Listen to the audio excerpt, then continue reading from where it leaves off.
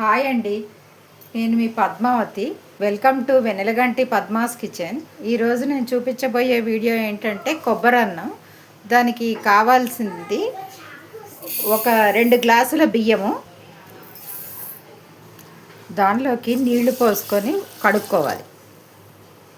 కడిగి పెట్టుకున్న తర్వాత దాంట్లోకి 3 గ్లాసుల వాటర్ని తీసుకుంటున్నానండి. కొంచెం మరీ బిరుసుగా కాకుండా కొంచెం మెత్తగా 3 గ్లాసుల వాటర్ని తీసుకున్నాను. ఇప్పుడు స్టవ్ వెలిగించి కుక్కర్ని పెట్టుకోవాలి. ఇది ఒక 3 విజిల్స్ వచ్చే వరకు పెట్టుకోవాలి.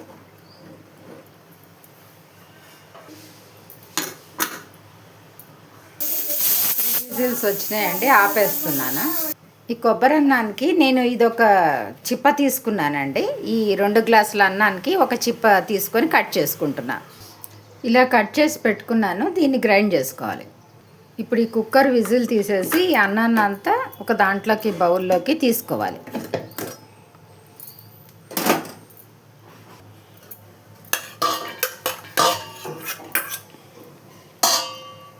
ఇప్పుడు తగినంత ఉప్పుని తీసుకోవాలి.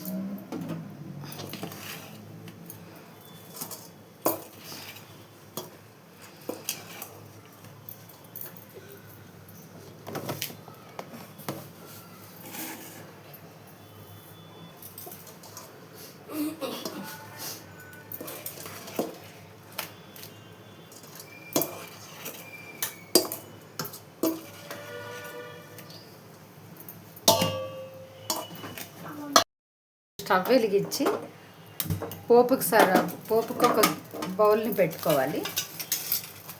దాంట్లోకి ఒక 2 స్పూన్లు ఆయిల్ వేసుకోవాలి.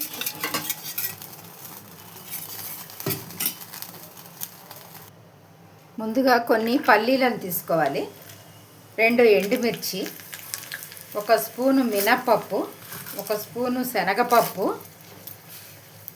1 స్పూను ఆవాలు, 1 స్పూను జీలకర్ర వేసుకోవాలి. 1/2 స్పూను ఇంగువ. ఇది కొంచెం వేగిన తర్వాత నేను ఒక 5 పచ్చిమిరపకాయలు తీసుకున్నాను. అలాగే కరివేపాకు వేసేయాలి.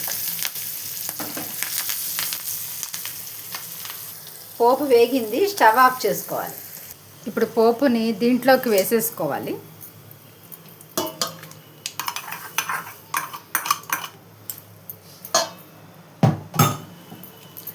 పోపునంతా దీంట్లోకి కలిపేసుకోవాలి.